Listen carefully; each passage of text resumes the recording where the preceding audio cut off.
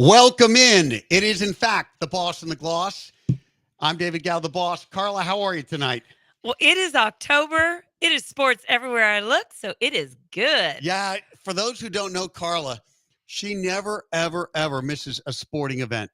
I mean, Rarely. of course, college football, NFL football, but then even in the off season, I remember bowling tournaments and fishing tournaments and roller Axe derby. throwing. Yeah, which one? Axe Oh, throwing. yeah, you're never going to miss anything. This Th- th- woman knows those are all great. things sports. And one thing I know you were doing this weekend is watching the Texans. Oh, yes. How about that win? Wow. And I even had a daughter in the stands at Gillette, so I think she needs to keep going every time the Texans go up there. That's how you She had was good feet luck. on the ground. Yeah, boots Our on the beloved ground. Camille was in the stadium. And look, it was the first time the Texans had ever beaten the Patriots in Gillette. They What a were great 0 win. and 7 going into yesterday. That's incredible. Well, it is. And look, it obviously speaks to the fact that the Patriots have had an extraordinary run, and the Texans, in their short history, relatively short history, have not been so good for the most part, but they are really good right now. It's a 5 changing and of the 1. guard. This has to be the best team in the history of the Texans. Yes. Look, it's the best start, tied with one of Gary Kubiak's teams, which started 5 and 1. But Gosh, this that team feels so seems, long ago. I know it was a long time ago, but this team feels a whole lot more talented than a Matt Schaub led team. This is CJ Stroud's team. Well, and think about it. How many teams do you know that can go into a tough place to play like Foxborough without their number one receiver? Not only the number one receiver for the Texans, but the number one receiver in the NFL. That's Nico Collins we're talking about, who's out for a minimum of 4 weeks with a hamstring. And they're immediately up 14-0 in the first quarter. Honestly, I hate to say this. I can't, it's because an out now of body I'm feeling sort of experience. spoiled. I But when know. they got up 14-0, I just knew the game was over. I know the Patriots played it well. The second quarter was not a great quarter for the Texans, but I never worried. Somehow the team has me so confident now that, and look, the Patriots aren't very good. And the idea of their making a comeback with their weak offense, bad offensive line, and a rookie quarterback in his first start, no, they weren't going to make a comeback. I felt totally comfortable that the Texans were in control and were going to win that game. But yes, it's hard to win on the road without Nico Collins. But the great news was, though they had no Nico, Joe Mixon was back. What a game changer. What a game, because when you've got Stephon Diggs and Joe Mixon, two veterans, even if they are not the target of the play or the drive or what, you can't ignore them. They are incredible decoys. And you saw what happened with the return of Mixon. It opened up Dameon Pierce's day. He had a 76-yard day on 8 carries. It was an incredible day for him, including like a 57-yard touchdown run. And so, and Dameon Pierce hasn't been productive like that in a season and a half. No, and it changes everything. He was getting off to a slow start this year. He had a great game yesterday. But the 1-2 punch of those guys, I think it's really compelling. Pierce runs a little more physically. Mixon has more speed. They're a really great combination to have in your backfield. And I mean, Mixon just comes out of these holes. And don't forget about Dario Gumbawala. When Mixon wasn't there and Pierce wasn't pulling he was. So they've got a dearth of weapons, that's for sure. And they're not afraid to use them. Tank Dell, look at him yesterday. He made some crazy catches in the absence of Nico Collins. Talk about an abundance of riches. And think about this running game. I mean, Mixon's only played in 2 games as a Texan. Yes. One of them, he ran over 150 yards. And yesterday, 132 yards on 13 carries. This guy is playing at the top of the league right now. Yeah. In 2 games. And he had 2 touchdowns yesterday, 1 rushing and 1 as a receiver. I mean, wow. He did play a bit in the Chicago game, but that's when he got hurt. Remember, he started that, but he didn't. A little bit there. He wasn't, productive there. But, it's exciting. And it just shows no matter where you are, what string, where you are in the depth chart, it's next man up. And in the NFLs, we're seeing teams that have people dropping like flies. I mean, Aiden Hutchinson last night, I can't even talk about it. That was so sad. You have to be ready and you've got to take the opportunity, and you can't injuries don't work as an excuse anymore. Banged up. Every team now is dealing with them. Yep. Now, we talked about the offense. The Texans defense. Oh my God. Was really doing well there. The pressure on Drake May was outstanding to see Will Anderson leading the charge. Best game of his career so far. And I think I've always said that he is the silent. It's not necessarily what he does shows, not everything shows up on a stat sheet, but if you watch how disruptive he is, just take a look at 51 and you'll just go, "Oh my gosh." But it doesn't always show up. But yesterday, man, did he show up. Well, 3 sacks yesterday, which is 3 of the 4. an incredible thing. Yeah, Danielle Hunter got the 4th. But one of the things that stood out to me really actually before this game is I've been looking for a game that you might declare is a total breakout game for Willie Anderson. And I'm Yes. not, there's no basis to speak poorly of him at all. But when he's drafted, when anyone is drafted as high as he was, with the pedigree that he had coming out of Alabama, the expectations for someone like him are so high. And I don't think we had seen him at a Myles Garrett or Aiden Hutchinson or Micah Parsons type pass rush level. But maybe yesterday was that breakthrough game. Oh, I think it was. I absolutely think it was because not only did he have Texans had 4 sacks on the day, he had 3 of them. He also had 3 pressures, and he had that pass deflected that turned into an interception. I mean, he was so disruptive. And then I got to see, I saw him in the huddle. I mean, he was fiery. He was in the middle. He was just at only for his only second year in the league to take charge like that as a leader and being so confident and just taking it as the field general. I thought, I love what I'm seeing. We do not have deferential young players. It's a very young team, but these guys are accountable and they make everyone else around them accountable. And you don't always hear it about a defensive end or a linebacker, a defender as being a team leader as he is. I mean, it's just one of these things where the minute he was drafted, they were talking about his intangibles, what he would bring, not just on the field, but into the locker room. And he has And that's demonstrated been that true. from the beginning. While the sack totals might have not been totally head turning prior to yesterday, they certainly were.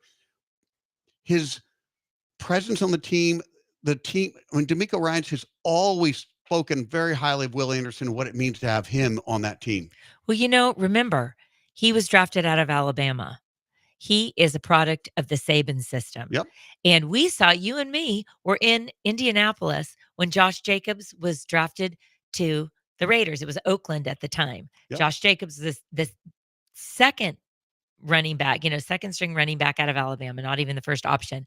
And do you remember in his press conference, someone was asking him, it was like the little one at the end, and someone was asking him about what it was like to play at Alabama. And he talked about how before you even take the field, you're in classes to be taught how to talk to the media, how not to talk to the media, how to properly use social media, how to keep that away from a distraction, what to do with money. And at that point, there was no NIL, but because he sent so many people to the NFL. And you and I walked away from that presser going, whoa, like we know what Saban does on the field, like his numbers speak for himself, but he actually is developing men.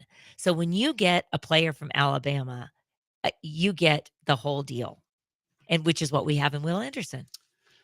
Well Wow. said. Let's look at the other side of the ball for a minute. The Patriots obviously don't have the talent they've had in previous years. I couldn't name 5 people on that team. Can you? That's the struggle, right? They've got some talent on the defensive side. Offensively, they really have no names. But one thing they do have is Drake May. And the headline in the Boston Globe today was, finally, at least with Drake May, the Patriots have something worth watching. Because prior to this game and prior to seeing Drake May, Jacoby Brissett was out there. He was the sacrificial lamb. He was the guy who had to hold down the fort until they felt like Drake May was ready or until the offensive line could give Drake May some kind of protection. But Drake May looked pretty good to me. I mean, he's not perfect, but it was his first friggin' start. Oh, I thought he did amazing for And his first he start. threw some good balls. He moved well. When he needed the move, he kept his eyes downfield. I can see why the Patriots are excited about having him and why they took him as the number 3 pick overall. Well, they put points on the board. I mean, that's one thing. And do you know what? This is crazy. Since Tom Brady left New England, went to Tampa Bay, Drake May is the 6th starting quarterback for the Patriots, number 6. Wow. And he's the first QB, this is wild, since 1950 to throw for 3 touchdowns while leading his team in rushing in his first NFL start. Now, here's the bad side of that. He led the team in rushing with 38 yards. Yeah, they have no running game right now. Whoa. Their starting running back was injured, but their offensive line just isn't ready to play in the NFL. Oh, man, That's no. where they are. That's just the state of the Patriots as we sit. But it is interesting to step back because there were 3 quarterbacks taken, 1, 2, 3 at the draft this year. And usually when we see that, there's some team that reached that really did too much. Like they traded up to get a Mitchell Trubisky or somebody else. But right now, and there's no reason to draw whoa. career conclusions this fast, but all 3 have shown something thus far. It's a great rookie class. It would seem right now, those 3, right now, I would take any one of them as my quarterback. If I had a chance to invest a top 3 draft pick, I would feel good about taking Caleb Williams, of course. Jaden Daniels looks like the best one of the class right really now. does. That will change probably. And Drake May looked pretty good yesterday. You can see the raw talent that's there. It looks pretty promising for all 3. Well, and a neat thing too is you saw last year's number 3 pick, this year's Will Anderson versus Drake May. And you see what a difference a year makes. As you alluded to, while Will Anderson has been great, we didn't see breakout Will Anderson until really yesterday with his best career start. I mean, he's had flashes and he's certainly shown talent and has flashes. Definitely been worth the number 3 pick, but that was kind of cool, I thought. All right, when we come back, we're going to look at the division now. Texans in a commanding position after losses by the Jaguars and the Titans. We'll break down the division. That up here next on ESPN Radio 97.5 and 92.5.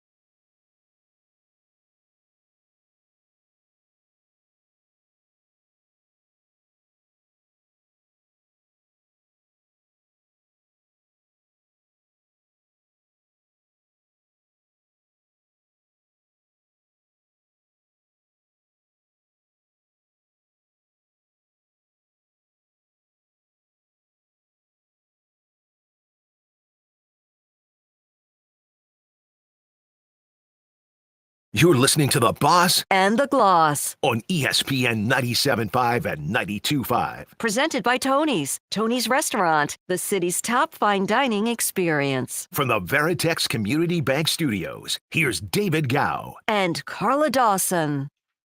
Welcome back. And we are broadcasting live from Houston, Texas, where the Texans stand 5-1 in their division, the AFC South, and have a commanding lead over the Colts, which are 3-3, and the Titans sit at 1-4, and the Jaguars 1-5. So things look great in the division. Let's talk first about, I just can't get over how bad the Jaguars are. I thought coming into the season, they would do better. I thought Doug Peterson would get them on the right track, and I thought Trevor Lawrence would continue to grow and develop. I don't know what's happened. The Jaguars, the wheels have come off. That's putting it lightly. Yeah. I mean, this is, and they have to stick around in London for another week to play again. Ooh. So think about that. It's not even like you can get back on the plane and get back to your home bed and your family, your dog and whatever, and not think about this. Nope. You got to sit there in a place with terrible food and sit in this loss. I mean, listen, the Bears look good. Let's talk about the Bears on that side. I mean, this is the best start for Chicago since 2020. And, earlier this week, do you remember DJ Moore kind of came out, the receiver for the Bears, saying, Caleb is bossy, man. Like he is bossy. But not in a bad way. I thought, yeah, good for him. It's like you got He's this. got to lead the team. He's got to tell people where to line 100%. up. He's got to move people around. He's got to make quick decisions. And you can't hesitate on those. You can't blink. And he's not blinking. He's not blinking. And look at the Bears are responding. And he had yesterday, Caleb threw for a career high 4 touchdowns.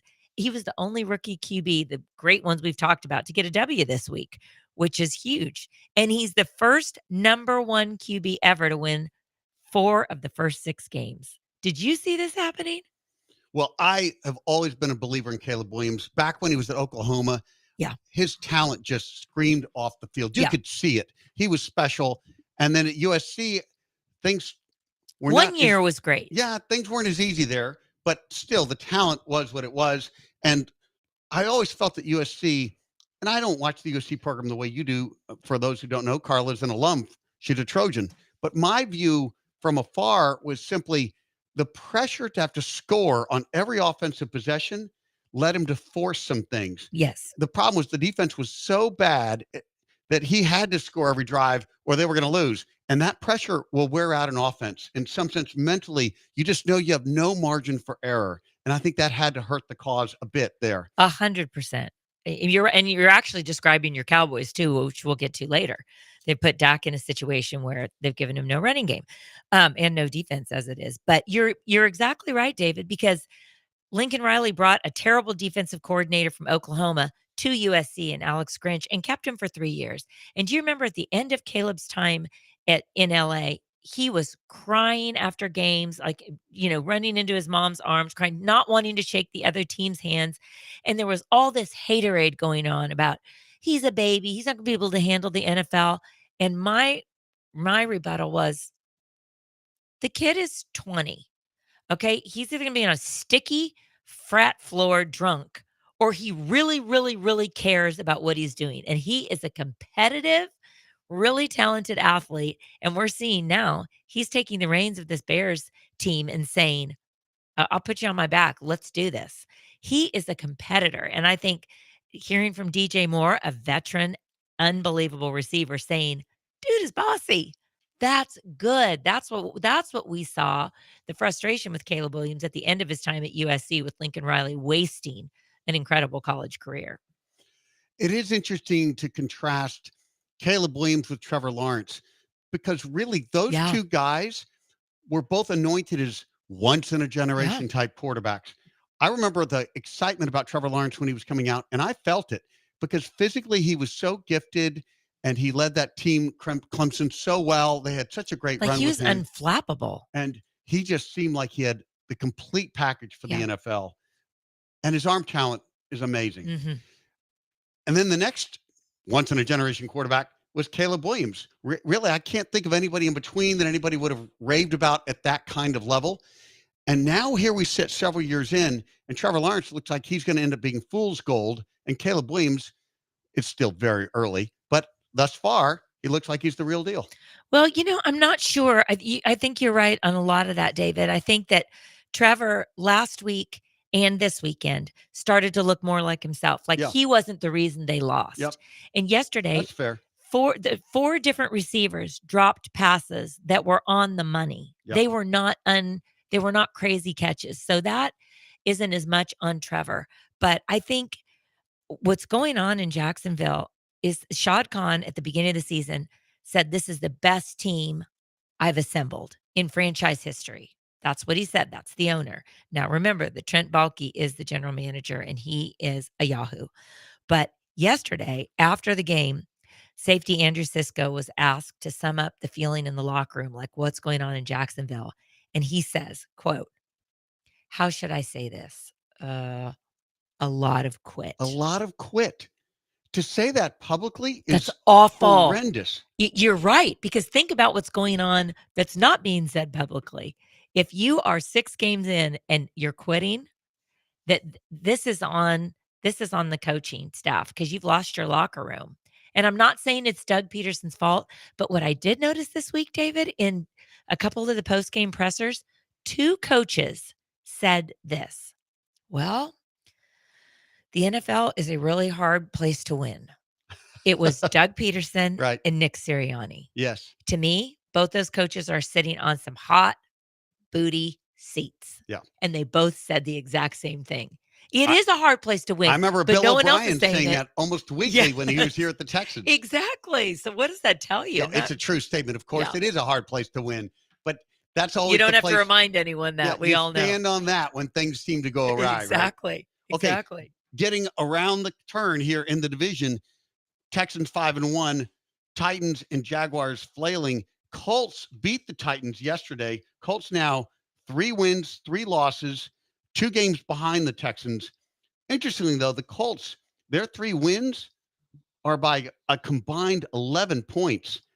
They are 3-3, but they could be, don't take me literally, but they could be 0-6. I mean, they really could be. Yeah. They played the Texans competitively week 1. So I don't know. They would have probably, some of the games they lost, they probably could have won.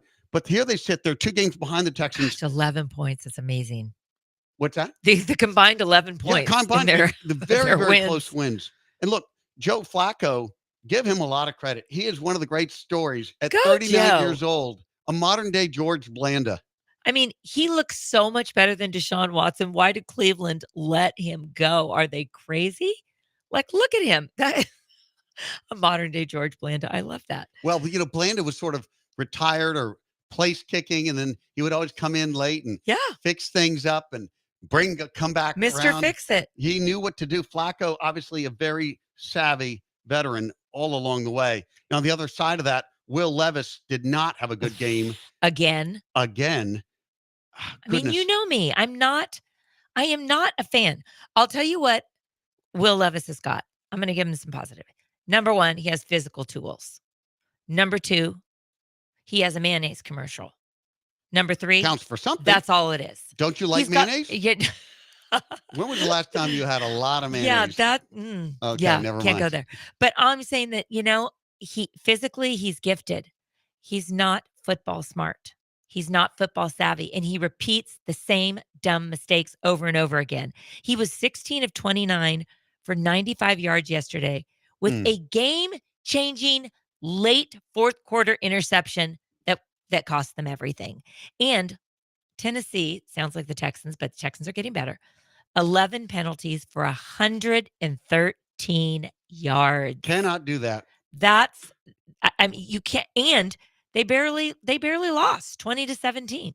So it's not like we can really pump up the Colts because the Tennessee did everything they could to make sure they lost that game. And did you see Calvin Ridley's interview after the game? I did not. But I know there were some expletives involved. I mean, You care to articulate them? no, because I'm going to get in trouble. Okay. And you're my boss and I want to keep my job. I don't want to fire you tonight. We'll do that tomorrow morning. There'll be a little call. Okay, perfect. We'll clean that one up right away. He's wide receiver number 1 for Tennessee. They're $92 million man. 8 targets, 0 catches. And this quote of this bleep is getting bleeping crazy. And then he went on from there. And he's basically saying, I need targets early and I need them often. Like I sit there. But here's what I would say, David. I want to get your opinion. He signed on for this. Like he was with Jacksonville last year. Mhm. I mean, you knew that either Will Levis or at the time, Malik Willis was going to be your quarterback. Yes. So what exactly did you expect? Money. Yeah. Amen. It's the bleeping truth, Yeah, Calvin. yeah. I just say that's what, instead of that, Has True. to be the case because there's nothing else about that team that should have been an attraction. Oof. All right. When we come back, we're going to get a chance to visit with Nate Griffin of Fox 26 here locally. Yes. I'm going to ask him, is this the best Texans team he has ever seen? That'll be fun to ask Nate Griffin up next year on ESPN Radio 97.5 and 92.5.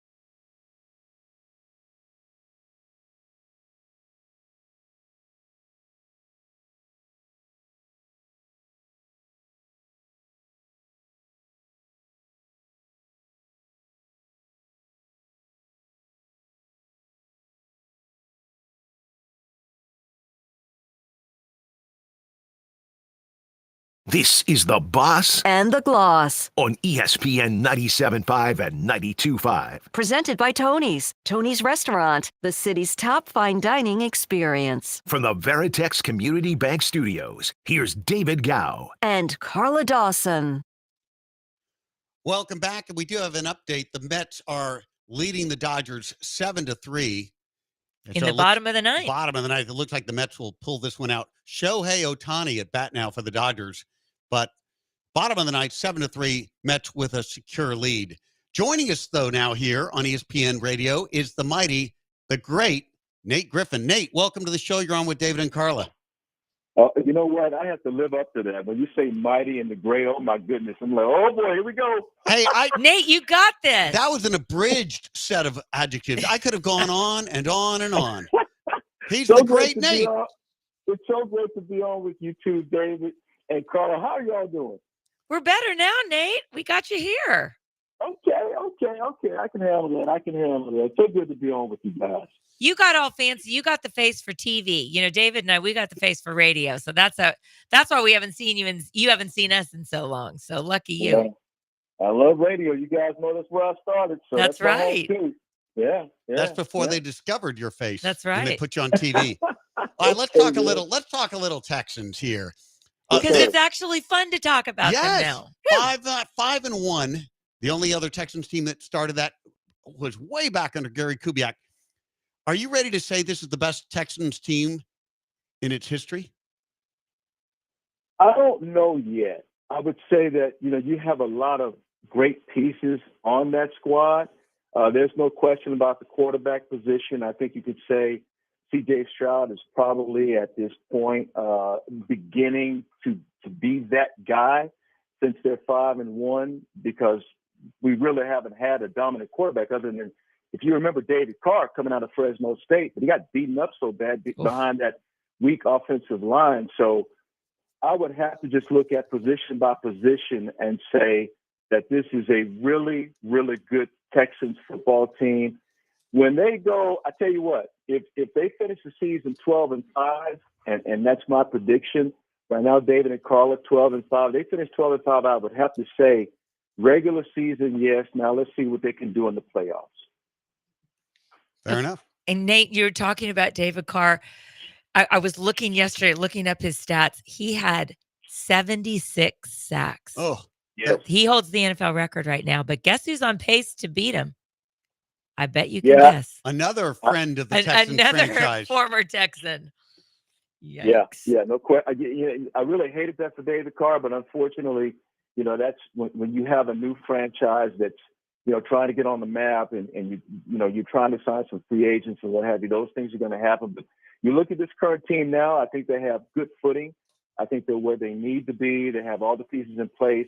Obviously, now you have to worry about Larry Tunsil, and they're having to lead the game yesterday. But, you worry about the offensive line a little bit, but right now it's not that big of a deal because they've been able to plug and play with the guys they have. Yeah, that's been so impressive, Nate. I mean, honestly, how many teams do you know? I mean, honestly, 32 teams in the NFL that could win on the road in a place they've never won, yesterday in Foxborough, by double digits without their number one receiver. And not only their number one receiver, but the league's number one receiver. Like, what does that say about the grit of this team? Yeah, what it says is that without Nico Collins, they still have guys who can make plays. You have a Stephon Diggs who made plays yesterday, not to mention the rest of the guys who made plays yesterday. So I think that says a whole lot about them. Tank Dell, Dalton Schultz, Damian Pierce. Yeah, a lot of guys to make plays yesterday. But it also says that we have the Texans, I say we, the city of Houston. The Texans have one heck of a defense. And we also know that the New England Patriots have been having a problem along their offensive line. They started 4-5 different left tackles just this season alone. So they've got some real problems. But the thing is, the defensive line of the Houston Texans able to take advantage of that. And we saw Will Anderson yesterday with a couple of sacks, really, really played big. You saw guys come up and play big in that defense. It says a lot when you have all three phases of your team playing well. It's complementary football, special teams, defense, offense, every phase playing well. It says that DeMeco Ryans has done a phenomenal job in being able to put together a really good coaching staff, first and foremost. And then you draft well. Yeah, you got all your pieces working. We are talking to Nate Griffin of Fox 26 here locally. Okay, we alluded to David Carr's big sack total, and then now Deshaun Watson, who is on track to maybe break that record. He's on track for 88 sacks. He's on track for 88 sacks. Okay, that's a disaster. Something has happened to Deshaun Watson. I don't know really even how to explain it, but he's not seeing the field. His timing is off. He's out of rhythm. And look, the Cleveland Browns have some talent on that team. Well, first of all, they have a great defense, no question. But I think it's mental with Deshaun. I have alluded somewhat talking about him. But I got to be honest with you, I think it's mental with him. Yeah. You can't tell me that he would have that big of a drop off after doing what he did here in Houston, go to Cleveland and not be able to see the field well. He was one of the best quarterbacks in the league playing with the Houston Texans. Yeah. And He was so good. And Yeah. when we gave him nothing. He was really, really good. And you talk about seeing the field. He could see guys in the back of his head without even knowing that they were there. He could feel the pressure. He could feel the rush and would know exactly when to get rid of the ball. He's not the same guy. And I think it's all mental. Got to be honest with you, David. I really believe it's all mental. I don't know how he's going to be able to find it again. But when you lose it in the NFL, you lose it. And it takes a while to get it back. I mean, he seemingly has handled all the lawsuits that are still going on. He seems unflappable, but in press conferences and things like that. But clearly, Nate, you're right. It is translating on the field. It's like he's got a cloud in there and he just can't clear it out. And the Browns are suffering because of it. But Stefanski doubled down today and said, we're not changing. Like, he gives us our best chance. Do you believe that he gives them the best chance? Or is this what the franchise needs Stefanski to say? I mean, $240 million. You got to play. Yeah. Come on now. Hey. He's the most expensive chance. I'm telling you, $240 million. You got to play. So, I mean, either way, you got to find a way to get out of that funk if you're Deshaun Watson, and his teammates have to help him. Now, the big question is, what's the chemistry between him and that offensive line. He's running for his life most of the Yeah, time. he is. And so, that's the thing. I mean, where's the chemistry between him and that offensive line? If he can find some chemistry with that offensive line, he's got some good receivers. So he's got some offensive weapons. And the way that he did play when he was with Houston, you sort of expect him to do the same thing in Cleveland, but it just has not happened. And do you think the time off that he had, remember he was sitting in Houston because he was he was asking for a trade, and then he was suspended for a year. So he was like almost out of football for like some crazy amount of days, like almost 2 years. Do you think that has something to do with what's going on and it will catch up, or when it's gone, it's gone? Well, playing quarterback is a rhythm position. It's a rhythm position. You have to have good chemistry with the offensive line, good chemistry with the other skill position players, tight end, wide receivers, running backs.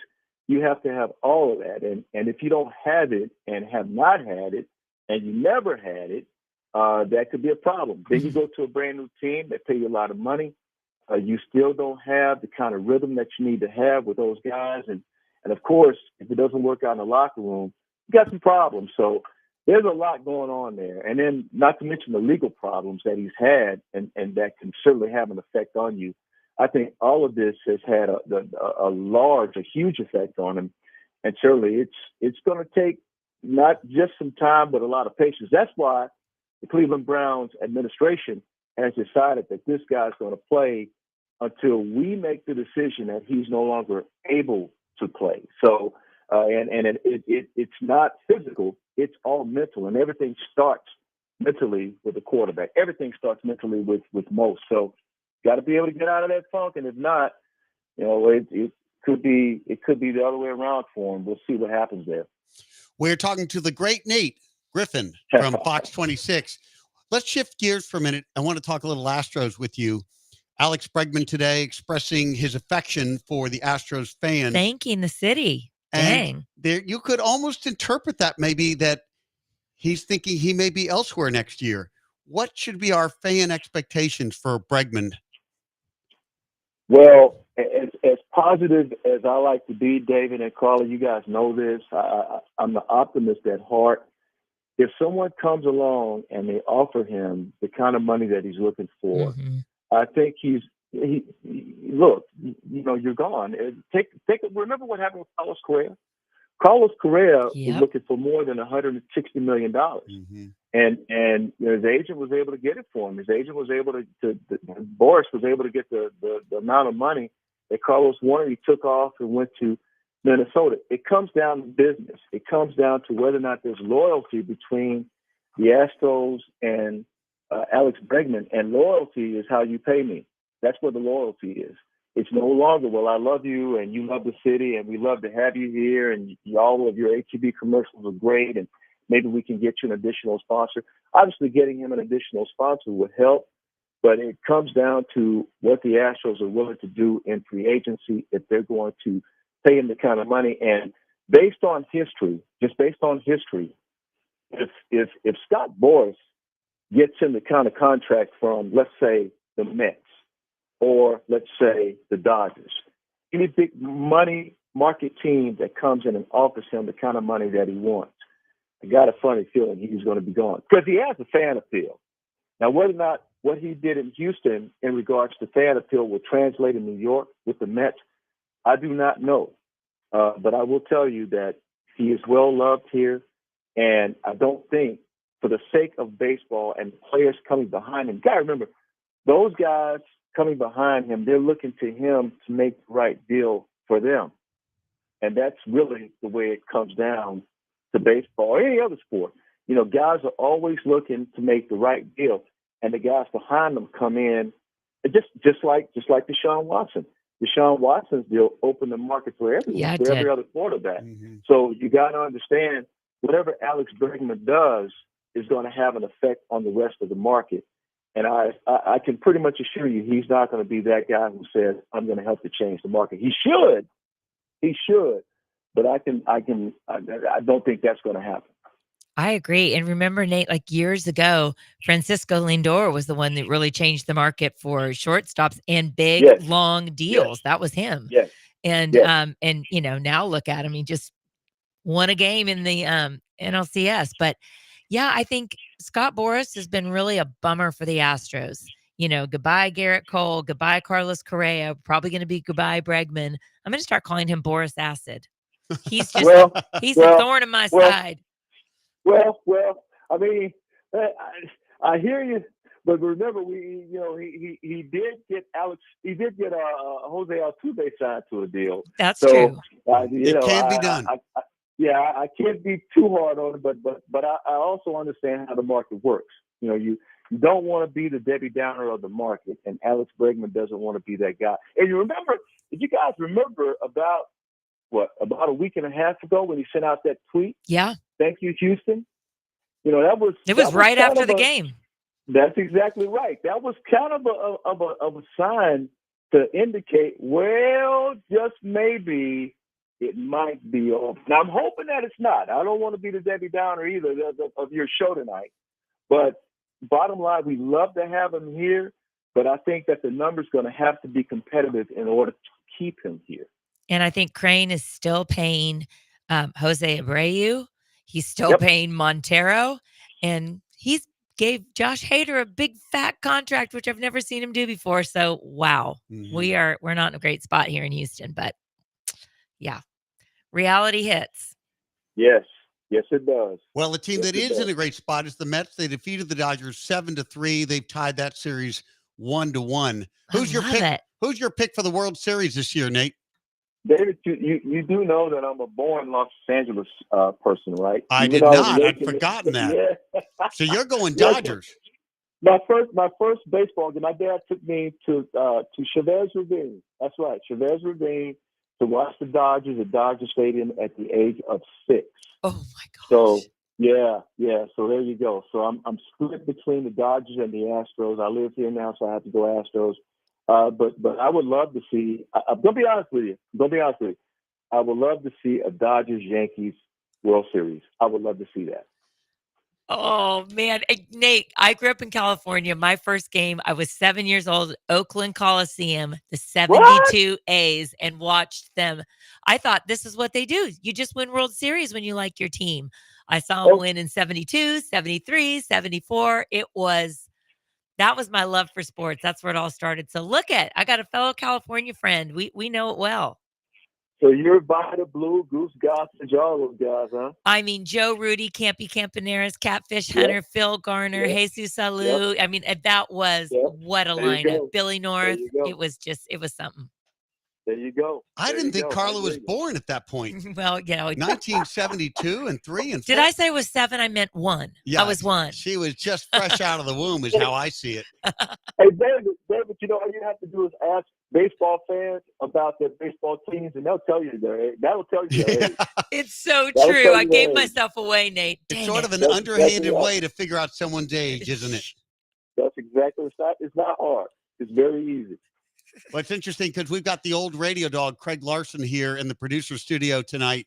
And I know Craig Larson, my dude. Well, Craig's one of those guys, he's been in radio for what is now 167 years. And he shows that age out just by walking around, you can tell. There goes that bus driving right over our program director there. Oh my goodness. The great Craig Larson. Well, you've been the great Nate tonight, and we really appreciate your joining us. Well, thank you for having me. When I got the phone call, I was excited from Craig Larson, the great Craig Larson. I was excited to know that I was going to be on with you guys tonight, and you guys know how much I love radio. I miss it, and it was just good to be on with you as well. We'll have you back anytime, Nate. Thank you. We'd love to come back anytime you need me. Wonderful. Take care. Good to visit with you. Thank you. Hey, when we come back, we're going to preview the Monday Night Football game. It is a big one. It is the Jets and the Bills, and we're going to see what the Jets look like after their big week of firing their head coach. The Jeff Ulbrich Jets. Did you ever think that would be coming? Woo! ESPN 97.5 and 92.5. Right back.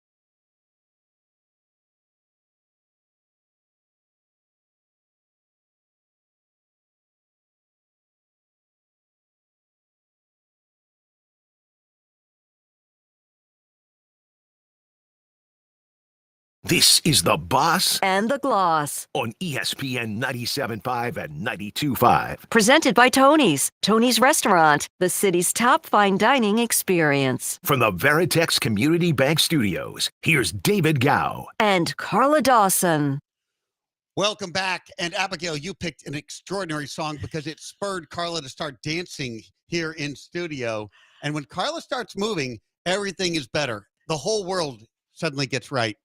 And if you want to see Carla, by the way, everyone, you can listen to us, of course, on ESPN 97.5 and 92.5.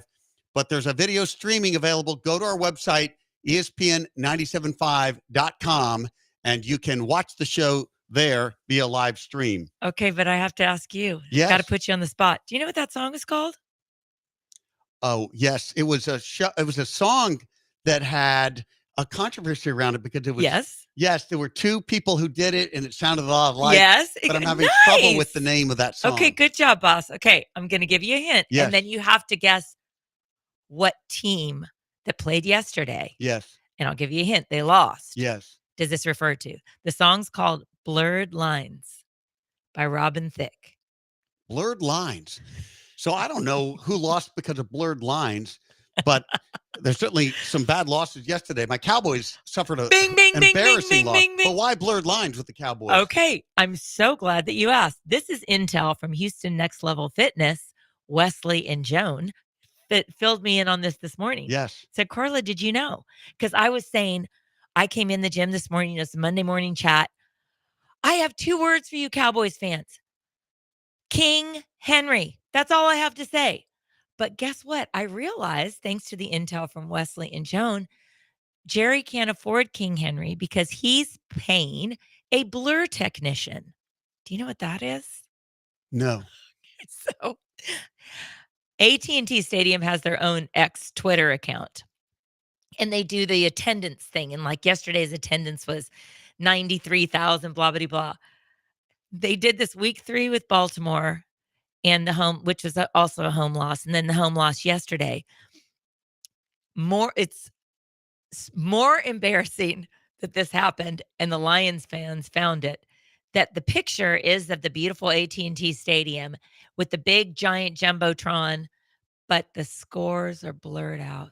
All the stats are blurred at the bottom. Better to do it that way after a game like that. Yeah, blur those I lines. think Jerry has something to do with the blur technician. So we had to do a little blurred lines for you. All there right, this morning. The Cowboys licking their wounds after a devastating man. defeat yesterday. Lions looked really impressive. But I do want to get to this Monday night game where you've got the Jets coming off in an extraordinary week. That's a great way to put it. Well, it's early in the season to fire Robert Saleh. It's early in the season to fire any head coach, yet they did. And it raised all kinds of questions.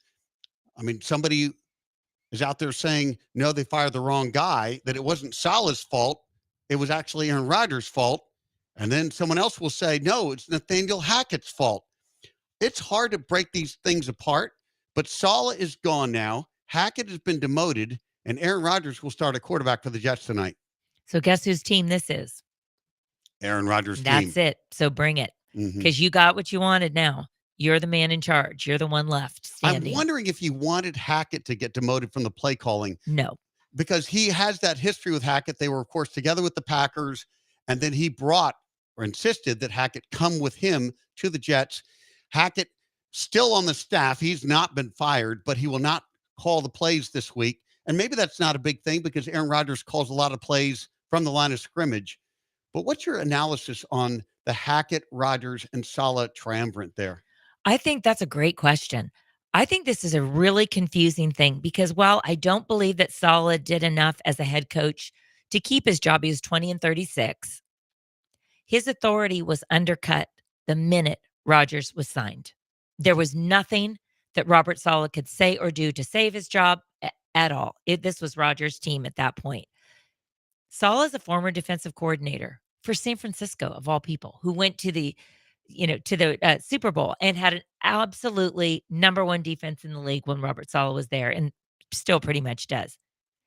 The Jets defense isn't their problem, and it never has been this season at all.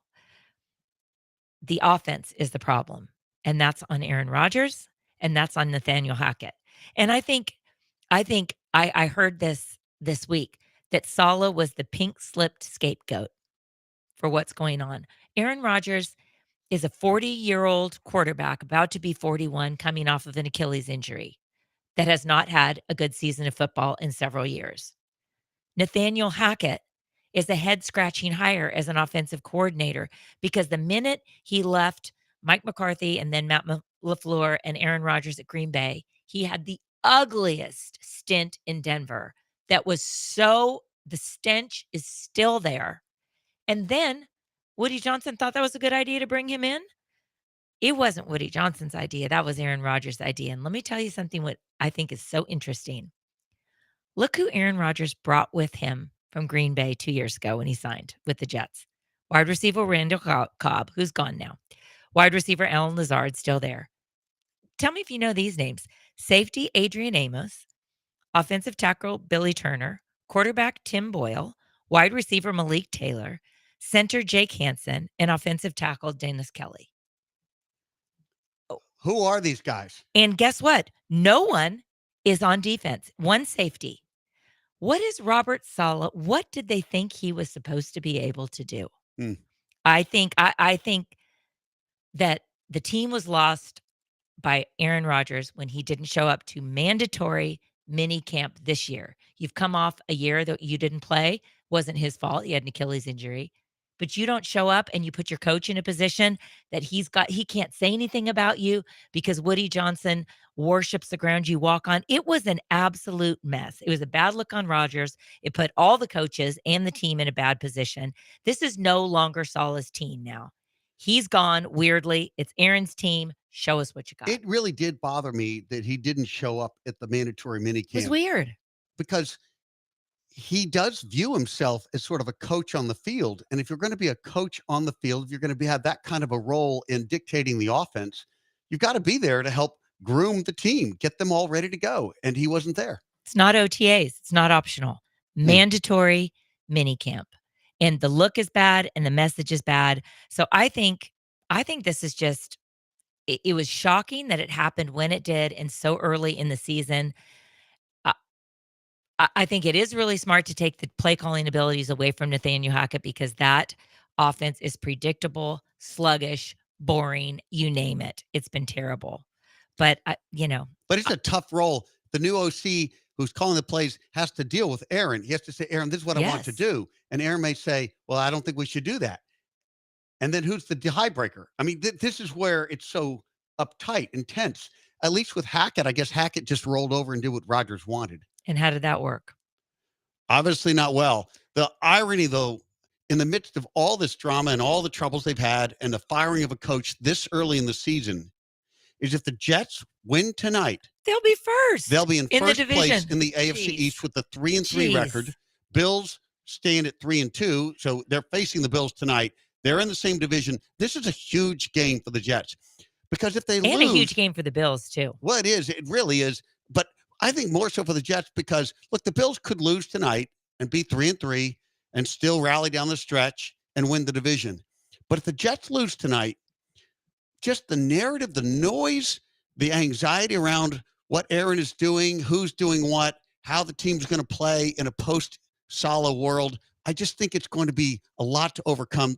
They would sit at 2-4. Time will tell, but there'll be 2 games behind the Bills if they lose. That's just a loss they can't take at this time. No, I agree with you. But you know what happens? I mean, we saw it in Carolina when they benched Bryce Young, Andy Dalton stepped in, journeyman. They go into Las Vegas and they beat them. Carolina, that's their only win because when the big change is made, like what's happened here, the head coach is gone, the team can kind of rise even when they don't have the pieces that they need to really be formidable, to be the real deal.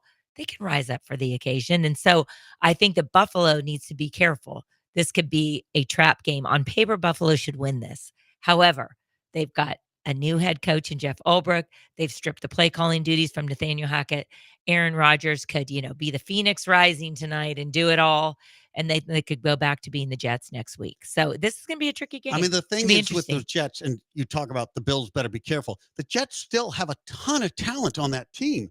both offensively and defensively. As you've noted, the defense has played much better than the offense. The offensive line is tricky. But the offense But- has a lot of talent, Oh, yeah. albeit some weakness in the O-line.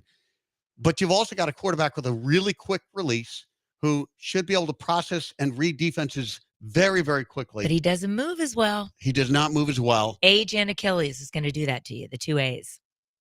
Fascinating times in New York. It will be the Jets and the Bills here on Monday Night Football. All right, when we come back, we're going to get a chance to talk to Bill Bender about some college football. I want to have him unpack the trajectory of the Longhorns with their huge win over their rivalry against Oklahoma. And the Bulldogs coming up. And they play the Bulldogs this coming week. That will be up next year. Bill Bender on college football and the Longhorns here on ESPN Radio 97.5 and 92.5.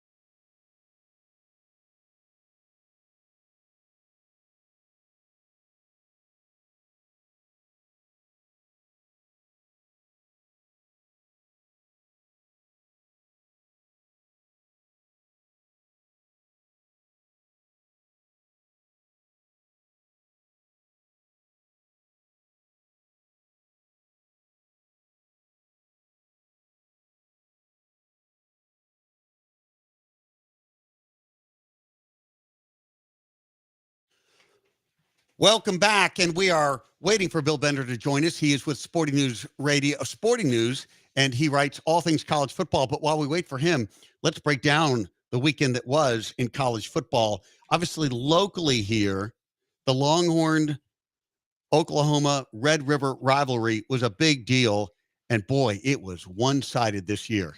Oh, man, that was but I saw that coming because even OU's record, which is very respectable. After this weekend, they're now at I don't know what the record is. They have 2 losses, but they've all been very close, and they haven't been against formidable opponents. So OU has not looked great on the offensive side of the ball. They've been switching between quarterbacks, so I knew it was going to be a struggle. And Texas, they haven't struggled at all this year. No, they haven't been challenged almost. Mm-mm. You know, it was interesting. We were talking about have they played quality teams? What does the schedule look like? Look, going up to Michigan and playing Michigan is generally a very tough matchup. Maybe not as much this year. Oklahoma is a big time rivalry game. Maybe not so much this year because Oklahoma wasn't any good. But next week, there's no mystery. Georgia is a good team. Georgia will be coming to play in Austin against the Longhorns, and the quarterback matchup is very exciting. Yeah, Carson Beck versus Quinn Ewers. That's going to be get your popcorn. It's going to be a good one. And Georgia really at this point, they've dropped to number 5 in the nation. Texas still number 1 at 6-0. Georgia at 5-1. Honestly, in this new 12 team playoff, and both these teams in the SEC, Georgia can't afford another loss. They can't be 5-2. So and they're coming into Austin. It's going to be tricky. I guess in the division, there is that tension. I mean, the SEC is a tough division, and there are other competing factors here. It's just hard for me to think of this as a must-win for Georgia. At this early stage, yeah, too. At this early stage. And frankly, the loss to Alabama, though disappointing, was a very competitive battle. The way they came back against Alabama impressed me. It would have been easy to just roll over when they were that far down. They battled back. They nearly won that game. It was roll tide instead. Nearly won that game. Not roll over, yeah. And exactly. So now here they sit, they're going to face Texas. I think the Longhorns better be careful. I really think Georgia, seeing the tension that they really don't want to have 2 losses in an SEC conference, and 2 losses would probably preclude them from an SEC championship game. Yeah, it would. Georgia's coming in with seemingly the entire season at stake. Yeah, I agree. It's going to be really good. And Austin's a tough place to play. But, Texas also has to be careful, too, because when you're number 1, when you're on top, there's only one way to go. You can't go up, but you definitely can go down. Well, the good news for the Longhorns, if they do lose to Georgia, they're still going to be a one-loss team. Top 5, 6, 7 team with 1 loss and a respectable loss, presumably respectable, against a team like Georgia. You can get away with that one. Well, and the changing world of college football is fascinating, meaning the NIL transfer portal era, which is basically free agency for college football. And I would give it the slogan on any given Saturday, like what we've seen in the last, first 3 weeks, kind of the same with the NFL. You're feeling things out, like Clemson opened up with a terrible loss against Georgia. Well, they have spanked every opponent, and look, Cade Klubnik looks great. They've really got their footing after the first week. So I like to give a couple weeks at the start of every season to kind of like let everyone get their sea legs. Well, now we're in week 7 with college football. Last week, not this past weekend, 2 weekends ago, 5 of the top 11 teams went down. 5 of the top 11, 4 of them to unranked teams, which was so crazy. This week, 3 of the top 10 teams went into overtime. I mean, the parity is unbelievable and actually makes it pretty exciting for a college football fan. It's interesting you say that. NIL, transfer portal, is creating more parity.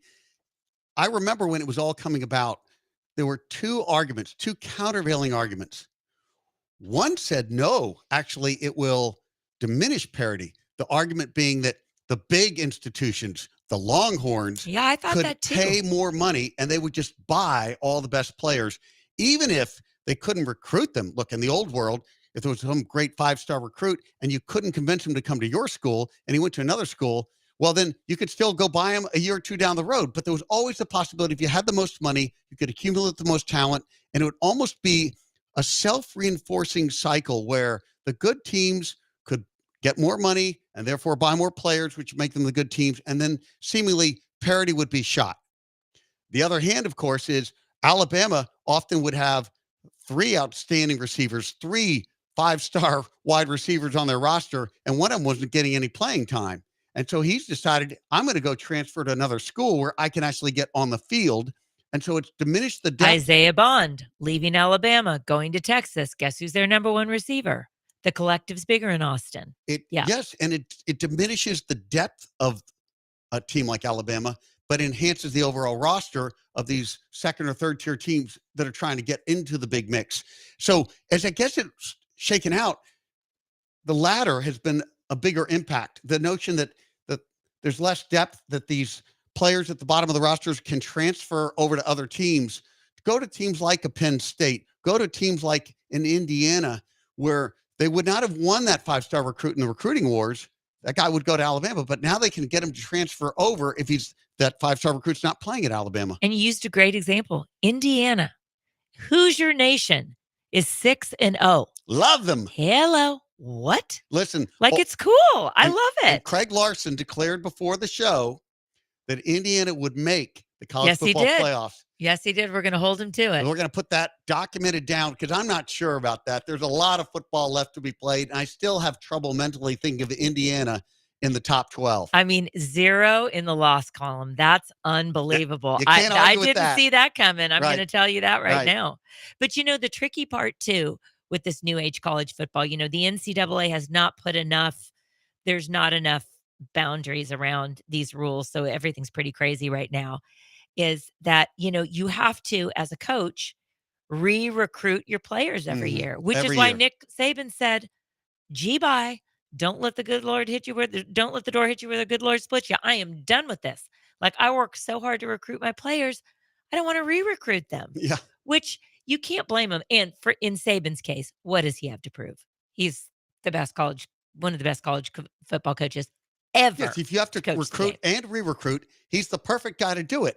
But it does require more out of him, and money becomes part of the conversation. He never it's had to deal with huge. that. Huge, because and it's no longer the conversation of, hey, coach, to any coach, this, how can I better fit into the system? Like, I want to get more playing time next year. It's, hey, coach, I'm getting more money from here. How much more can the collective give me? That's basically what's happened.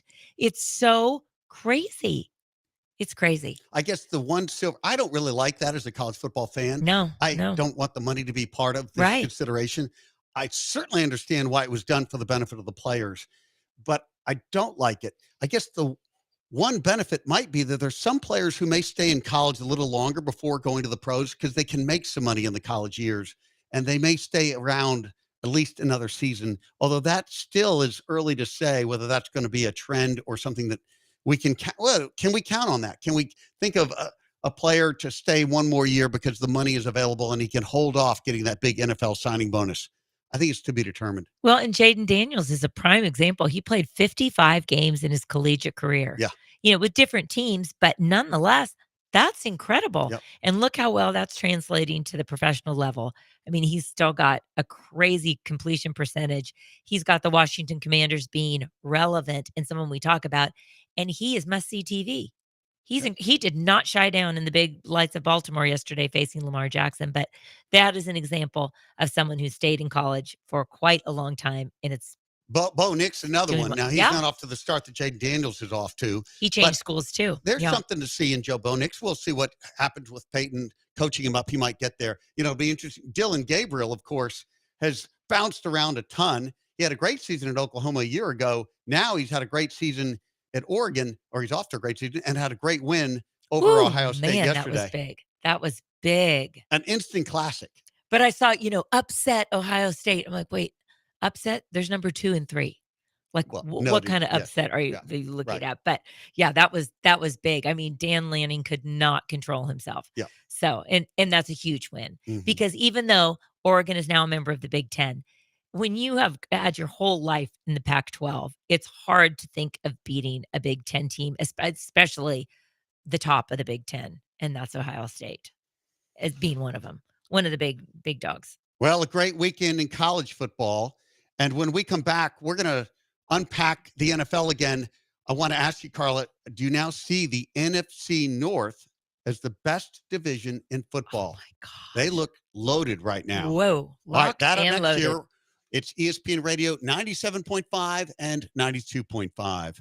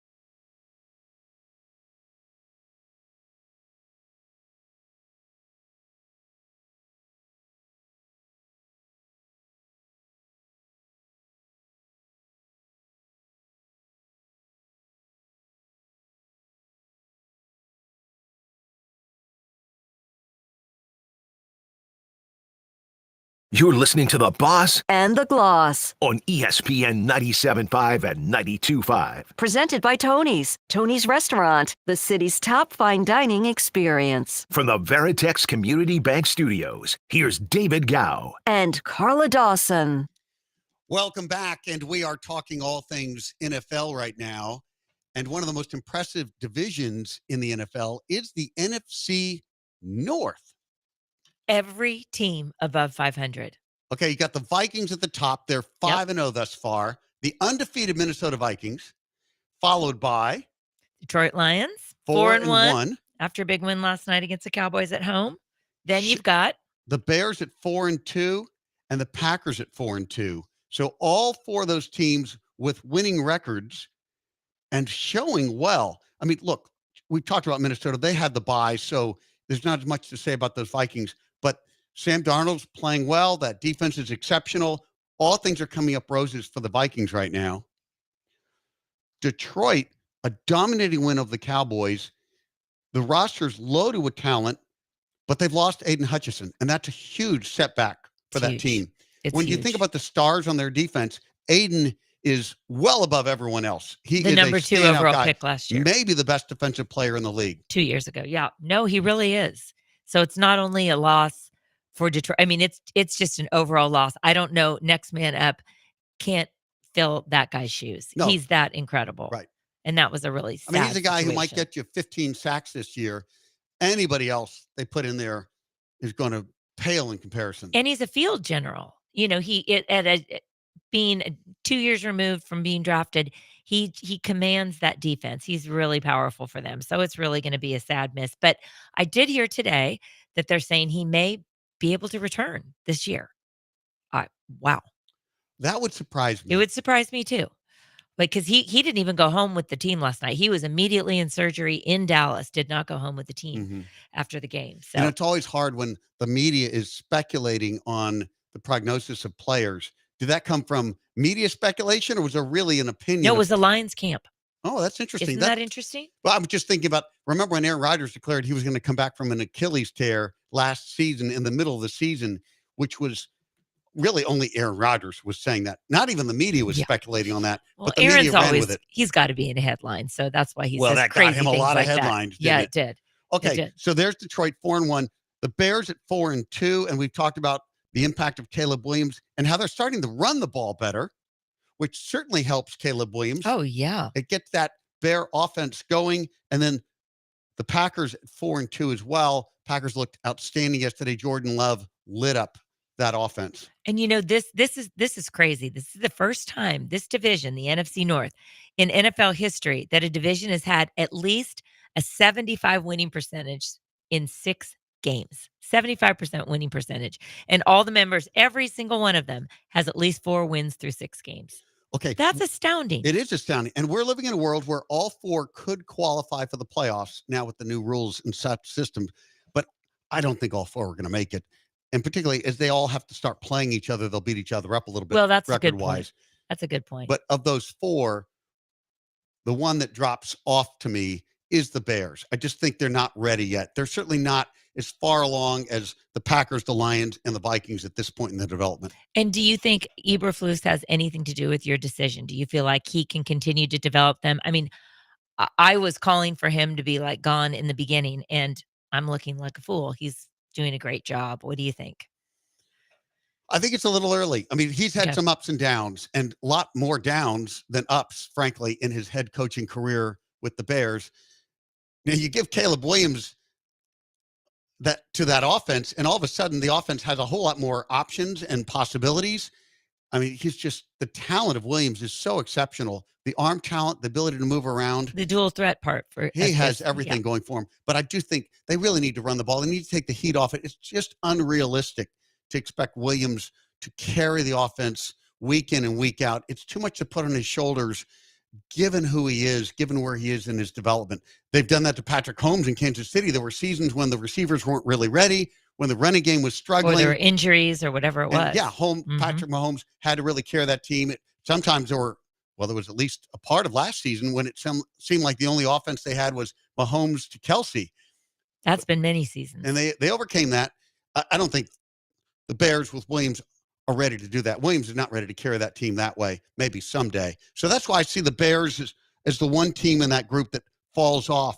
But when I look at the Vikings and the Lions and the Packers, I think they all belong in the playoffs in an NFC conference that isn't particularly weak.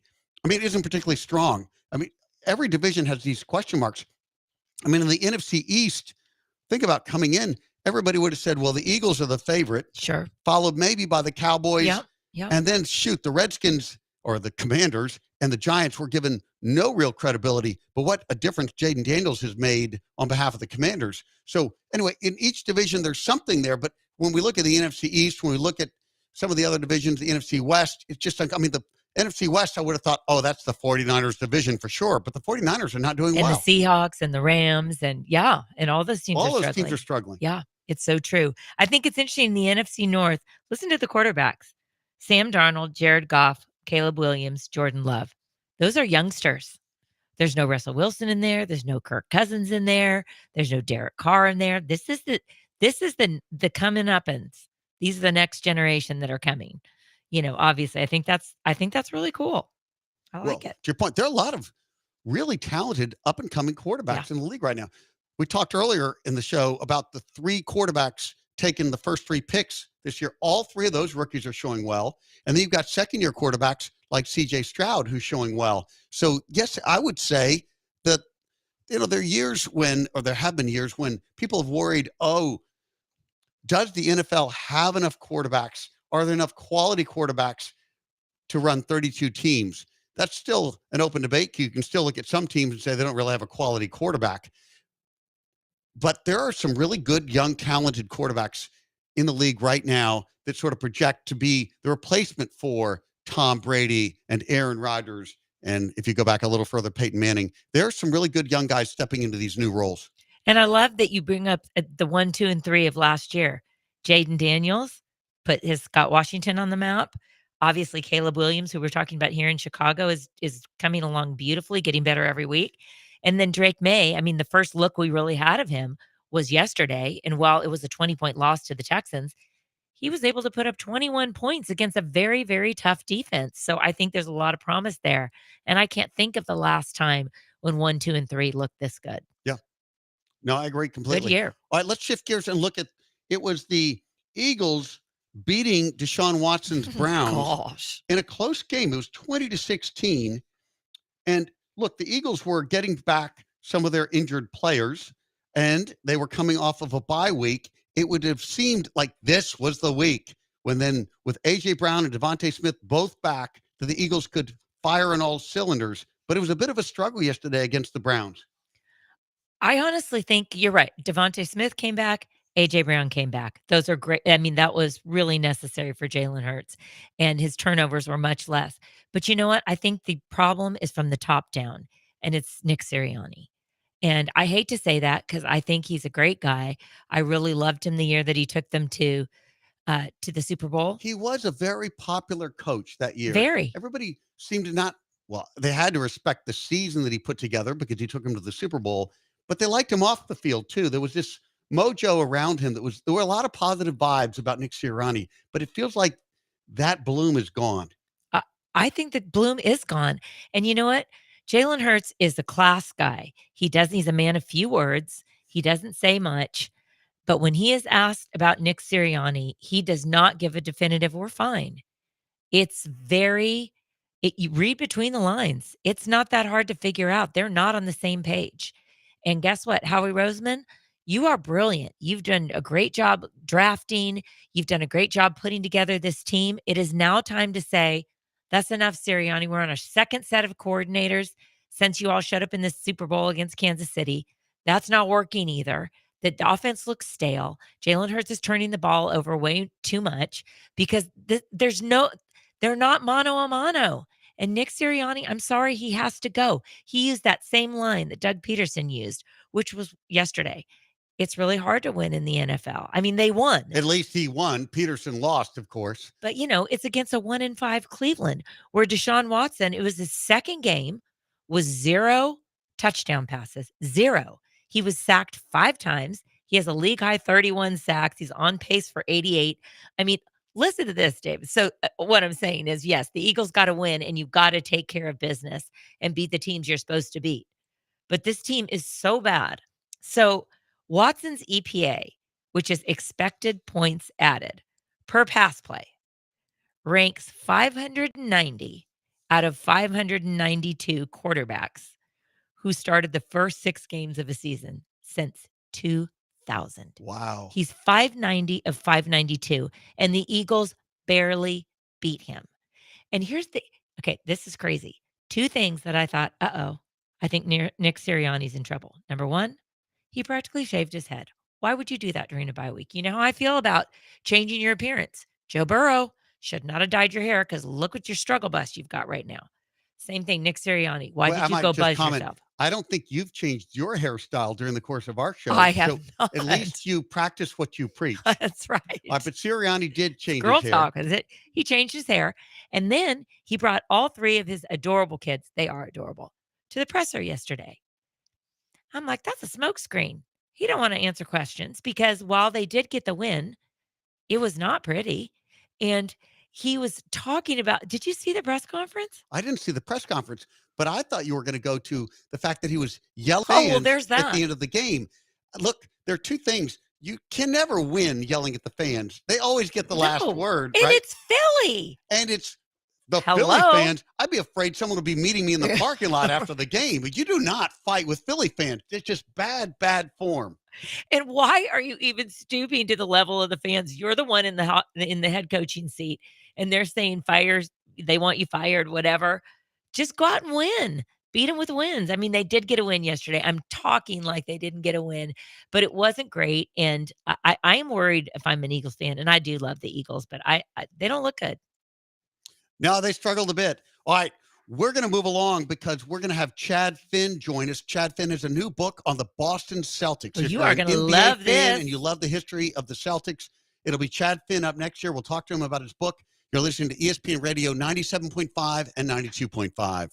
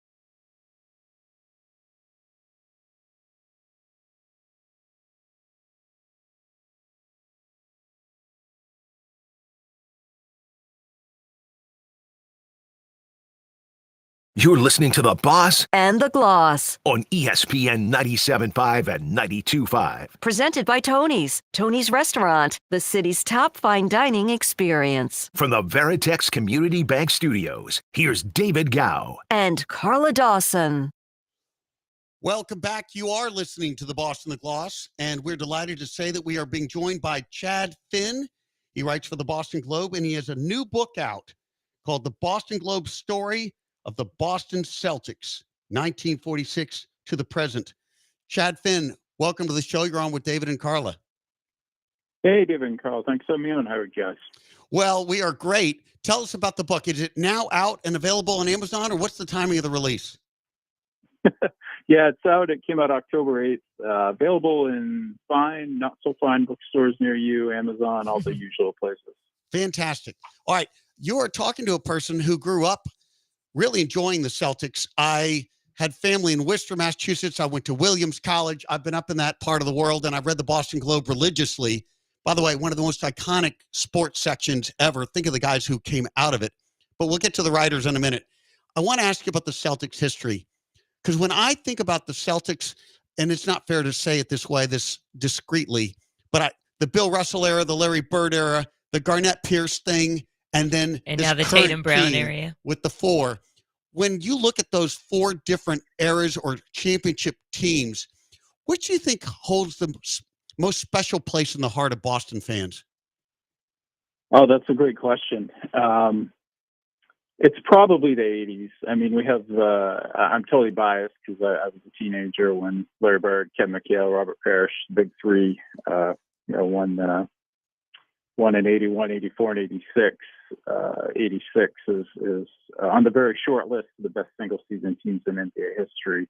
And here in New England, we would say it's the best one without a doubt. But in the book, that chapter is twice as long as any other because, for a couple of reasons, that team just captured the hearts of Boston. And I think it's pretty likely that a lot of the people really interested in this book would prioritize the big three era as their favorite, but also the quality of the writing in that era. It was Bob Ryan, Lee Montville, Jackie McMullen, Dan Shaughnessy, people who are legendary sports writers. You mentioned the heyday of the Globe. Those are the writers that made it what it was. And the hardest thing I had to do with this book was figure out which of their stories to use when they wrote about the same topic, because they were all so good. It was almost hard to pick which story was the best out of so many that were spectacular. We are talking to Chad Finn. He's got a new book out. It's called The Boston Globe Story of the Boston Celtics, 1946 to the present. And you're right, those writers were special. I always enjoyed reading Bob Ryan. His take, particularly on those 80s Celtics, I thought was really special. You talk about that 86 team. When they had that core, the big three in the backcourt of Johnson and Ainge, and then you had Bill Walton coming off the bench, that team really does stand out to me. In your mind, is that the greatest basketball team ever? And what's the rival to it? Yeah, I think so. I mean, we were kind of robbed by not having the 86 Celtics in full health the next year. Bill Walton had that one healthy season. Yep. Coming off the bench in 86, where he was the sixth man of the year. It was kind of a miracle, given all the injuries that he had, that he stayed healthy through that whole year. 87, I think he played 10 or 11 games. And we were kind of robbed by not having them play the 87 Lakers, who had gone out and gotten, play them healthy, gone out and gotten Michael Thompson, who was one of the rare players in the NBA who could guard Kevin McHale well, because they had played together at University of Minnesota, and Thompson was moved. So to see maybe one or two more Lakers face-offs in the late 90s, late 80s would have been good. But talking about Houston, the 86 team really wanted the Lakers that year, and they almost looked at the Rockets as an afterthought, even though Hakeem was coming into his powers and Ralph Sampson, his knees hadn't ruined his career yet, but abbreviated his career. But to me, the 86 Celtics are the best team of all time. The Bulls had the case. One of the Warriors teams had the case. But to me, all things being equal, that team would be the one that would stand on the mantle at the end. it is interesting to go back and think about some of the best years of the Celtics when they got to the finals. They were playing the Rockets, which really was a disappointment because everybody wanted to see the Lakers. And then when the Lakers had Yeah. some of their better teams was the year, say, McHale was injured and the Celtics really weren't at their best. But anyway, that's just the rhythm of seasons and injuries, which are a bit random, clearly. I wanted to ask. I mean, Go ahead. they kind of wore themselves out a little bit. I mean, McHale Yeah. played with a bad foot injury in the '87 playoffs, and his career was over in the early '90s. He was never totally healthy again. Bird, obviously, after '92, and the Dream Team retired because of his back. I mean, he was in the league from '79 to '92. It was only 13 seasons. You could say his career was abbreviated too. The guy who played forever was Parrish, who I believe he's played the most minutes in NBA history. LeBron may have caught him or maybe closing in on him, but Chief's the guy who really had longevity. But that big three of the Celtics, for the success that they had, it felt like there was maybe a little bit more to get out of them, but they just couldn't stay healthy. Well, and you add to even that, into the early 30s. Yeah, I mean, if Len Bias or Reggie Lewis had been able to continue to play, that might have changed the dynamic as well. Oh, for sure. I mean, Len Bias is probably the greatest what if in NBA history. Yeah. And he's the one you hear about more, the loss of him, because you just don't know. You hear Mike Krzyzewski talk about how Len Bias and Michael Jordan were the two best players that he ever saw in the ACC. And you think, all right, he would have been like Michael Jordan's rival, but a lot of guys in that '86 draft class ended up undermining their own careers with drug problems. The second round of that draft ended up being more successful in the first round in a lot of ways. And you just don't know how it would have gone for Bias. It wasn't the first time he used cocaine, but very easy to dream on. The guy that we did know was Reggie Lewis. He was the captain of the Celtics when he died in the summer of 1993. He was the heir to Bird. His peer was really Reggie Miller. They came in the same year, kind of had the same type of ascent early in their career, and you could really envision him and Reggie Miller, and now Jordan, of course, battling it out there in the Eastern Conference for a while had he lived. But really, some things you just can't overcome happen to those Celtics teams. We are talking to Chad Finn of the Boston Globe. His new book is out. It's the Boston Globe story of the Boston Celtics, 1948 to the present. All right, let's talk about the present. The Celtics are the world champs right now. They had an extraordinary season. When did it dawn on you that this was going to be the championship team, that Tatum was finally going to get it? When did you see that? Was it the addition of Porzingis, or was it when you saw them all play together well into the season? Yeah, I was pretty optimistic about it all along. It felt like sort of the natural progression of winning a championship was happening, where they got close in 2022, lost to the Warriors. They weren't ready. 2023, they fell behind 3-0 in the Eastern Finals. So the Heat fought back. Tatum rolled his ankle early in Game 7, and they lost. And then they made roster moves that fixed a couple of things that had become issues. They moved on from Marcus Smart, who was beloved here, but kind of thought of himself on the same level as Jason Tatum and Jaylen Brown for understandable reasons. He was the first guy who was here as part of that rebuild. I think he looked at it as his team a little bit, but the ball always seemed to find him in situations where he wanted somebody else taking the shot. And sort of get Porzingis in here, who's just thrilled to be here, a much more engaging personality than I think we anticipated. And then the icing on the cake is getting Drew Holiday, who's a better version and a more disciplined version of Marcus Smart. All the pieces fit. And then in the playoffs, things started lining up for them, where Donovan Mitchell gets hurt, Jimmy Butler's hurt in the Miami series, Halliburton's hurt in the East Finals. And I think by the time they got to the finals, I really felt like they weren't going to have a lot of trouble with Dallas. And as it turned out, that was the case, winning in 5. It was, in fact, the case, and the Demons were exercised. It was an amazing win and a great playoff run. They really did execute well down the stretch. Looking ahead to this season, I mean, Porzingis obviously won't start this year. He's coming off his injury, and they want to rest Al Horford. What do you make of the depth on that team right now? They're going to have to play some guys like Cornette, whom they may not have wanted to play as much as they'll need to play him. Yeah, I don't think it's going to be a huge issue.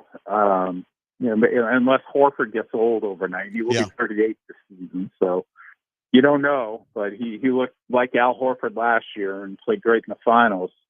Kornet is improved. He's stronger than he has been. It's kind of strange to say because he's a veteran in the league, and you forget he is what he is. But he's a better player now, and it's possible that he starts just to keep Horford coming off the bench and limiting his minutes. They kept all of their backup bigs that hit free agency fairly cheaply. Kornet came back. Neemias Queta, who's very athletic and tends to put up great per minute numbers. He's not that reliable on the defensive end, but as somebody who might help in a short spurt. And then Xavier Tillman, who came over late, isn't really a center, but he's a very switchable big who's going to play quite a bit. And you have to remember, too, they went 21-4 in the regular season last year when Porzingis was hurt. So it's not like they're not used to playing without him. They missed him a lot in the playoffs, too. And they understand what they need to do to overcome his absence. In a way, it almost feels like he's a little of a luxury right now, at least during the regular season. So the whole key really is just staying healthy. If they stay healthy, they're going to be right there in the mix again.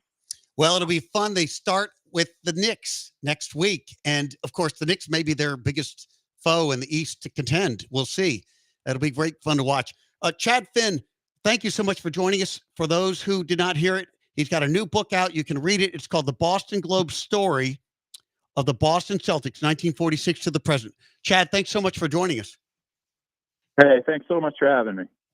All right, we're going to come right back, and we're going to talk to Doug Russell. He's with ESPN in Milwaukee, and we're going to break down the Texans versus the Packers, the big matchup this coming week at Lambeau.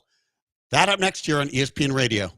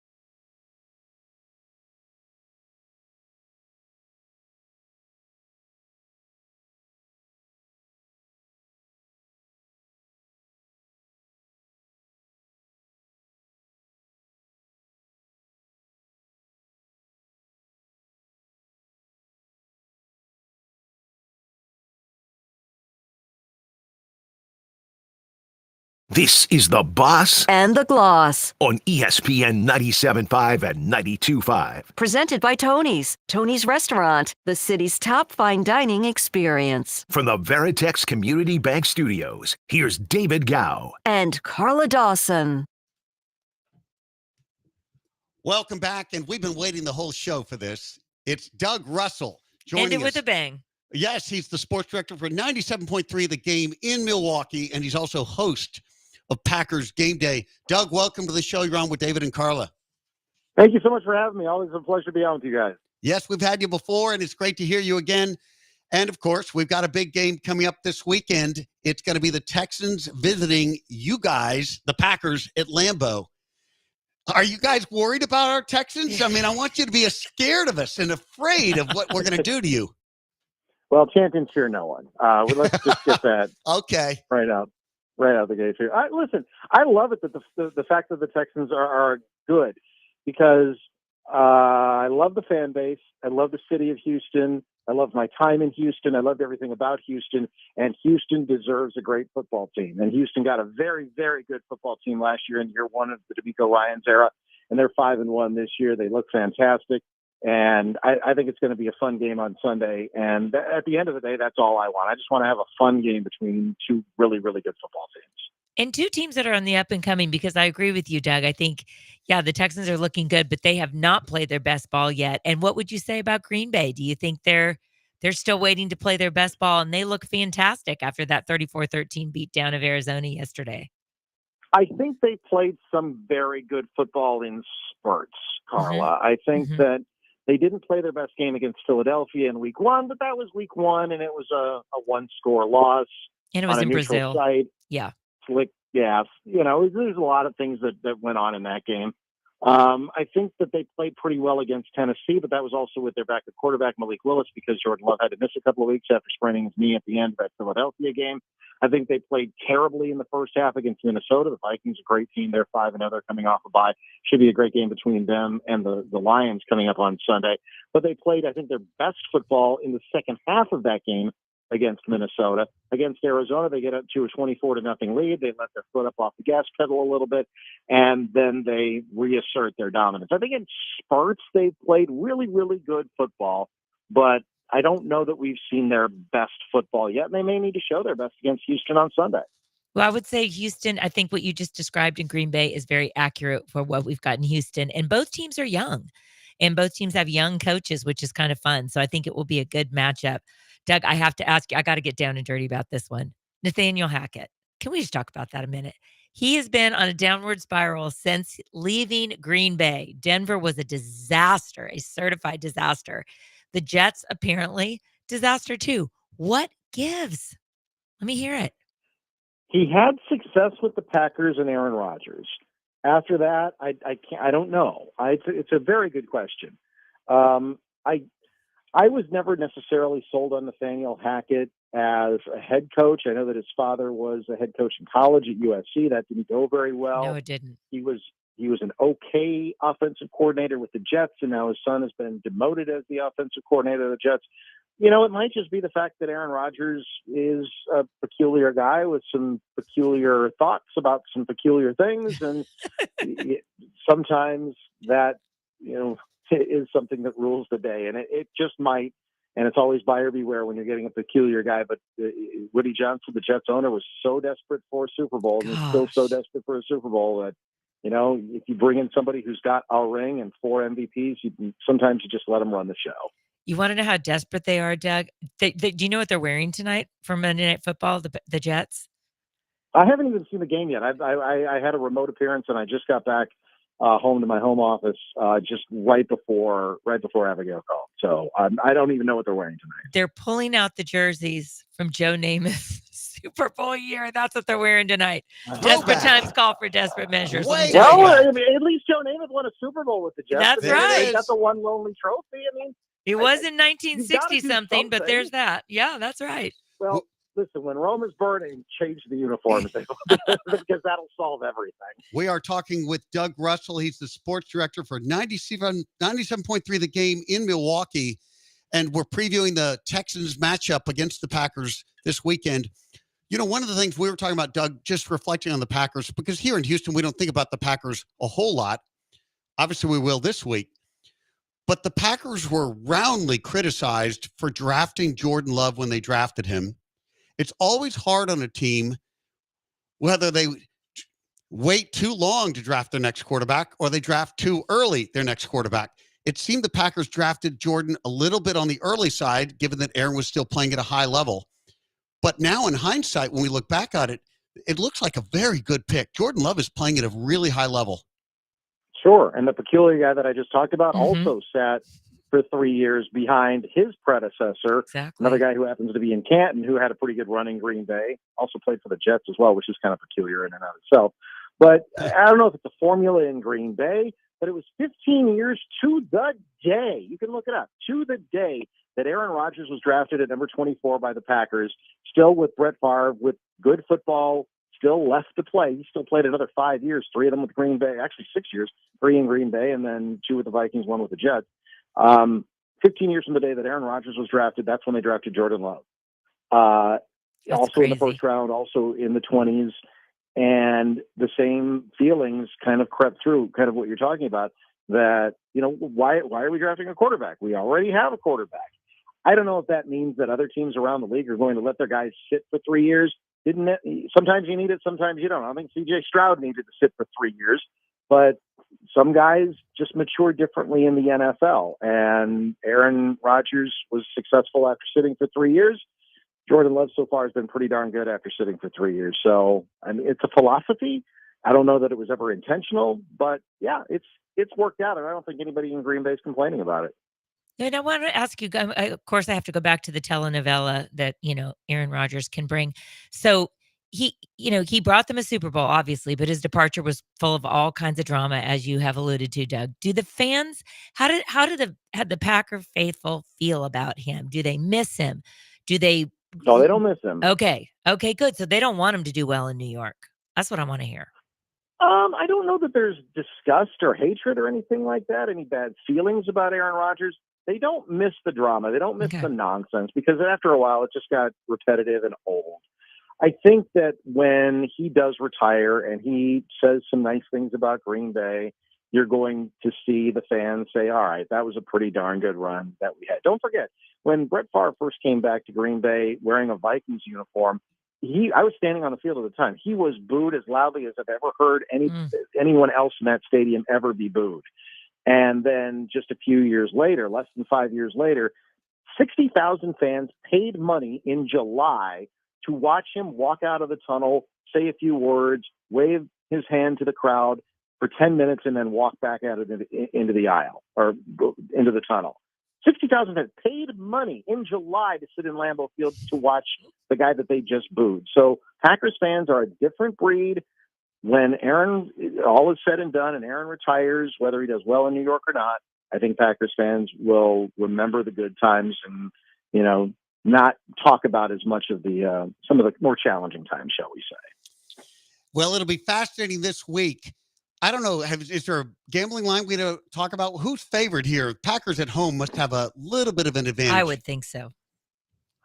I don't know. I'll look at the line right now. I'm not much of a gambler. I'm going to be honest with you. I'm not So either. sure We're what the not line either, is. Doug. But I'm just thinking, who's the slight? I think the Packers at home in Lambeau get to be a Packers by slight 3. favorite. Packers by Yeah, 3 Packers by 3. Yeah. Yep. Well, Got an that's over-under reasonable. 47.5.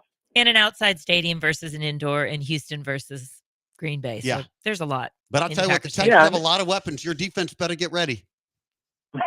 Well, the defense has been playing pretty well. The defense has been very opportunistic. You throw the ball Xavier McKinney's way, and he takes it personally. He's already got, 6 interceptions this season, or 5 interceptions this season. He had 1 in his first 5 games. That's never happened. No, it's ever crazy before in start to NFL the. He was history. crazy how good. Yeah, that you start. all lead you lead the NFL in takeaways with 20. 6 games in, Yeah. 20 takeaways. Wow. Yeah, they had 17 all of last year. I mean, So the new defensive coordinator, Jeff Hafley, has dialed things up. They are flying all over the field. Evan Williams is a third-day draft pick this past year. He's a rookie who plays like a 10-year veteran and sounds like a 10-year veteran in the locker room, too. Watch out for him. Javon Bullard, second-round pick out of Georgia. He's been fantastic. All right, Doug, we got to let you go. Actually, we're out of time. We're But really thanks so much for joining us. You got it, guys. Anytime. Take care. You too. All right, you've been listening to ESPN Radio, the Boss and the Gloss, 97.5 and 92.5. We'll be back next week.